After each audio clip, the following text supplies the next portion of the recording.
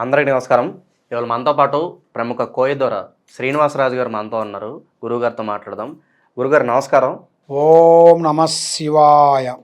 జై పరబ్రహ్మ పరమాత్మ నమ. జగత్తుత్తిస్థితి ఫలయా బ్రహ్మ హరిహరాయ గురునాత్మే సర్వగౌతిగామి దర్శా దత్తాత్రేయ నమసంతిని సిద్ధి కురు కురు కురు కురు స్వహ.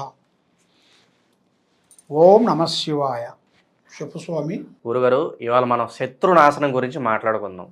చాలామందికి ఎదుటి వాళ్ళ నుంచి వాళ్ళకి ఏదో మోసం జరుగు, లేకపోతే ఏదో ద్రోహం జరుగు, అన్యాయం జరుగుతూ ఉంటుంది. ఎలాగైనా రివెంజ్ తీర్చుకోవాలని చెప్పి చూస్తూ ఉంటారు. వాడిని ఏదో ఒకటి చేయాలని చెప్పి చూస్తూ ఉంటారు. అలాంటి సమయాల్లో కొందరు గురువుగారులు ఆశ్రయించి నాకు శత్రువు ఉన్నాడు స్వామి, ఎలాగైనా వాడు నాశనం అవ్వాలని చెప్తే ఆ గురువుగారు ఆ పర్సన్కి సంబంధించిన ఫోటోలు కానీ, లేదంటే వస్తువులు కానీ, లేదంటే వెంట్రుకలైనా తీసుకురా, ఖచ్చితంగా శత్రునాశనం అనేది నేను చేయిస్తాను అంటూ ఉంటారు. మరి నిజంగా అలాంటి వస్తువులతోనూ చిత్రపటాలతోనూ శత్రునాశనం అనేది మనం చేయొచ్చా? మరి ఇది ఎవరు చేయాలి, ఎలా చేయాలి? మరి మీ మాటల్లో వివరించండి. అయితే శత్రునాశనం గురించి మీరు అడుగుతున్నారు.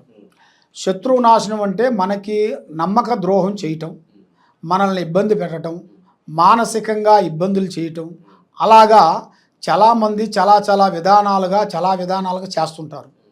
ఎందువల్ల అంటే ఇప్పుడు మనకి చిన్న చిన్న సమస్యలు వస్తే మనం దాన్ని పెద్దగా పట్టించుకోం. ఎందుకంటే మనిషిని ఎక్కడైనా దెబ్బ కొట్టచ్చు కానీ పొట్ట మీద కొట్టకూడదు. అది లైఫ్ లాంగ్ వరకు ఉంటుంది. మనిషికి ఒక ప్రేమ, గౌరవం, అభిమానం అనేది అది ఆ ప్రేమ అభిమానం ఉన్నదాన్ని, దాన్ని లేనిపోయిన దాన్ని మనం చెడుగా భావించి, చెడుగా ఊహించేసి, దాని గురించి వాడిని ఇబ్బంది పెట్టి, ప్రజలల్లో లేనిపోయిన రీమార్క్ పెట్టి, ప్రజలల్లో కొంత ఇబ్బంది పెట్టి కొంతమంది చేస్తుంటారు. కాబట్టి ఈ శత్రునాశనం గురించి చాలామంది నన్ను అడుగుతూనే ఉంటారు, ఫోన్లు చేస్తుంటారు. ఎందువల్ల అంటే ఈ శత్రునాశనం మనం ఫలానా వాడు మనకి ఫలానా శత్రువు మనం చేసాడంటే మనకు శత్రువు వాడు. మరి ఆ శత్రువు నాశనానికి మనం ఏం చేస్తే దానికి పరిహారం అనేది జరుగుతుంది అనేది మీరు అడుగుతున్నారు. అలాగే ఈ ప్రక్రియ అనేది ఎలా ఉంటుంది, ఎలా చేస్తారో అది కూడా చెప్పండి మాకు. అయితే ఈ శత్రునాశనాన్ని గురించి మనకి ఎవరున్నారో శత్రువు, ఆ శత్రువు ఫోటో కానీ, ఆ శత్రువు ఎంటికలు కానీ, ఆ శత్రువు డ్రెస్సు కానీ, వస్త్రము కానీ, లేదు సొక్కాయి కానీ, పాయింట్ కానీ, వాళ్ళ వేసుకునే వస్తువు కానీ, ఏ వస్తువైనా ఒక వస్తువు తీసుకొని దానికి సంబంధించిన శక్తి పూజారులు ఉంటారు.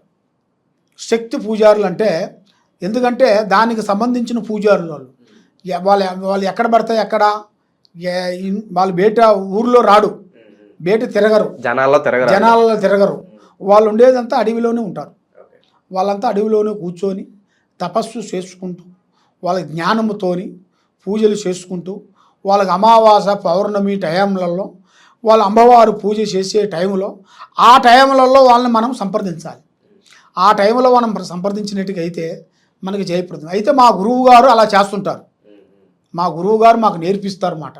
ఇలాంటి సమస్యలకి మా గురువు గారు ఈ సమస్యల గురించి మా గురువు గారు మాకు అన్నీ నేర్పించారు. అవన్నీ మేము నేర్చుకొని గత 12 సంవత్సరాలు మేము తపస్సు చేసి దీనికి ఏమి చేయాలి, దీనికి ఎలా చేస్తే దీనికి వర్కౌట్ అవుతుంది అనేది మేము 12 సంవత్సరాలు ఒంటి కాలుతో తపస్సు చేస్తాం. అంటే ఈ కాలు ఈ మెడ మీద వేసుకొని తపస్సు చేస్తుంటాం. అలాగ 12 సంవత్సరాలు మేమంతా జ్ఞానం చేసి తపస్సు చేసేసి ఈ శత్రునాశనం గురించి దానికి ఒక మంత్రదండనం అనేది ఒకటి ఉంటుంది. ఆ మంత్రదండనం గురించి దాన్ని చదివి వాళ్ళ ఫోటో కానీ, వాళ్ళ వస్తువు కానీ, ఏదైనా కానీ అది మనకి తీసుకొని వచ్చి మనకి ఇస్తే దాన్ని బట్టి ఆ శత్రునాశనాన్ని గురించి మనం ఆ చెడు ప్రయోగాన్ని అనేది మనం పంపించగలుగుతాం. అప్పుడు ఎవరు మనకి ఇబ్బంది పెట్టారో ఆ ఇబ్బంది పెట్టిన వాళ్ళకి వాళ్ళకి మనం ఎలా ఇబ్బంది పెట్టారో వాళ్ళకు కూడా అలాగే ఇబ్బందులు తగులుతాయి. ఇబ్బందులు అయిపోయి ఆర్థిక బాధల వల్ల, కుటుంబ సమస్యలు, ఆరోగ్య సమస్యలు, వాళ్ళకి ఏదో ఆరోగ్యం బాగోకుండా ఉండటం, ఏదో ఒక ప్రాబ్లం తగలటం, ఏదో ఒక యాక్సిడెంట్ లాంటి ఏదో లేనిపోయిన సికాకులు రావటం, మనల్ని ఎలా ఇబ్బంది పెట్టాడో వాళ్ళని కూడా చాలా విధానాలుగా ఇబ్బందులు తగిలే యోగం అది మనం చేయగలుగుతాం.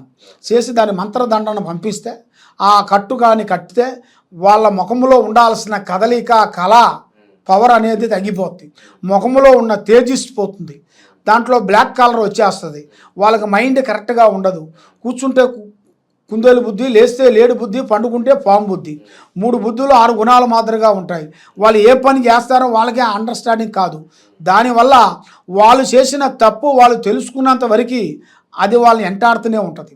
ఆ విధంగా మనం చేస్తేనే వాళ్ళ జీవితాంతం అందున వాళ్ళు వెంటాడి వాళ్ళ జీవితంలో చాలా వరకు ఇబ్బందులు అయిపోయి మనశ్శాంతి ఉండక అధోగతి పాలయ్యే మార్గాలు కూడా ఉంటాయి.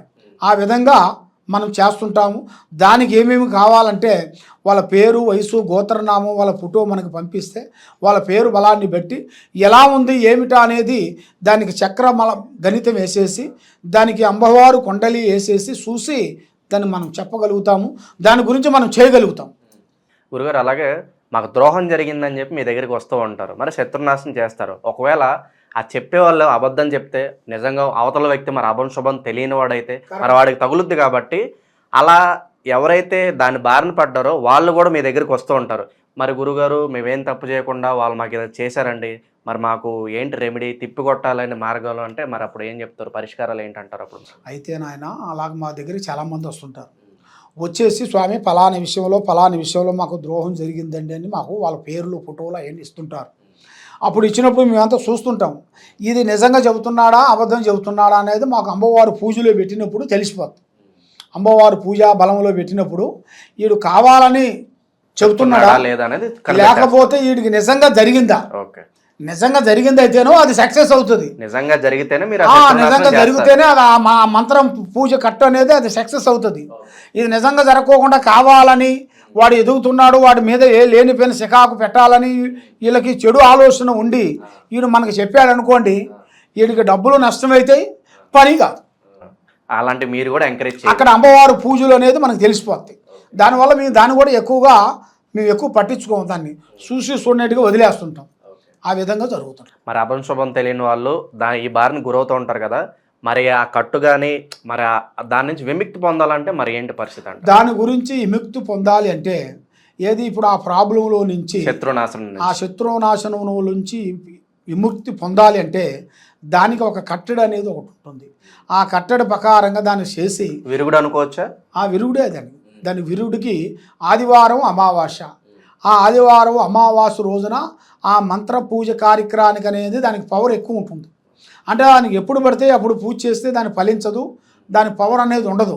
ఆదివారం అమావాస్య సూర్యగ్రహణం చంద్రగ్రహణం వచ్చినప్పుడు అప్పుడు ఆ విడుగుదల అనేది దానికి పూజా కార్యక్రమం అనేది మనం చేస్తే దాంట్లో నుంచి ఆ ప్రాబ్లం నుంచి బయటపడతాడు, వాడికి మనశ్శాంతి ఉంటుంది, చేసే కార్యక్రమాలు అభివృద్ధి అవుతాయి. వాడు ఎన్నో రోజుల నుంచి సతమతం అయిపోయి మనశ్శాంతి లేకోకుండా మానసికంగా బాధపడుతూ ఏరే వాళ్ళు చేసిన కొన్ని చెడు ప్రయోగాలని వాడి మీద ఉండి సతమతం అయిపోయి ఏ పని చేయక ఏం ఆలోచించక మానసికంగా కుంగి ఆలోచన పడిపోయి టెన్షన్ పడిపోయి మానసికంగా ఇబ్బంది పడిపోతుంటారు. ఒకరితో చెప్పినా కూడా అవి తీరే సమస్యలు కావు. ఒక డాక్టర్ దగ్గరికి పోయినా, ఒక లాయర్ దగ్గర పోయినా, ఒక పోలీస్ దగ్గర పోయినా కూడా ఈ విధంగా ఉందంటే ఏముందా నీకు, బాగానే ఉండవు కదా నువ్వు మనిషివి అనేట్టుగా వాళ్ళు చెబుతుంటారు. కాబట్టి ఒంట్లో ఉన్న ప్రాబ్లం అనేది వాడికే తెలుసు, కానీ మనం బయట కొంతమంది చెప్తానికే కానీ దాంట్లో ఉండాల్సింది అనేది మనకి వచ్చిందాకా తెలీదు. ఆ ప్రాబ్లం అనేది మనకు వచ్చిందాకే మనకు అర్థమవుతుంది. మనకు రాకముందు మనం జనరల్గా ఏమంటామంటే అవి ఏం కాదులేండి, అవి జనరల్గా వస్తుంటాయి పోతుంటాయి అనేట్టుగా మనం జనరల్గా చెబుతుంటాం. కాబట్టి అలాంటి ప్రాబ్లాలు అనేది 99% వరకు ఉంది. వాస్తవం 100% ఒకేది. కాబట్టి దాన్ని తెలుసుకొని దానికి సంబంధించిన గురువులను పట్టుకుంటేనే ఆ పని అవుతుంది. కాబట్టి మీకు ఏ సమస్య ఉన్నా ఏది ఉన్నా కూడా ఈ కింద ఉండాల్సిన నెంబర్కి సంప్రదించినట్టుగైతే మీ ఒంట్లో ఏముంది, మీ ఇంట్లో ఏముంది, మీ స్థానంలో ఏముంది, మీకు ఏమి వస్తుంది, ఏమి రాబోతుంది అనేది మేము దాని గురించి మొత్తం చూసి జాతక చక్ర గణితం వేసేసి మేము చూసి చెప్పగలుగుతాం. శత్రునాశనంతో ఎంతో మంది బాధపడుతూ ఉంటారు. అటువంటి వారందరూ కూడా ఒక చక్కటి పరిష్కార మార్గం అయితే సూచించారు గురుగారు. ధన్యవాదాలు.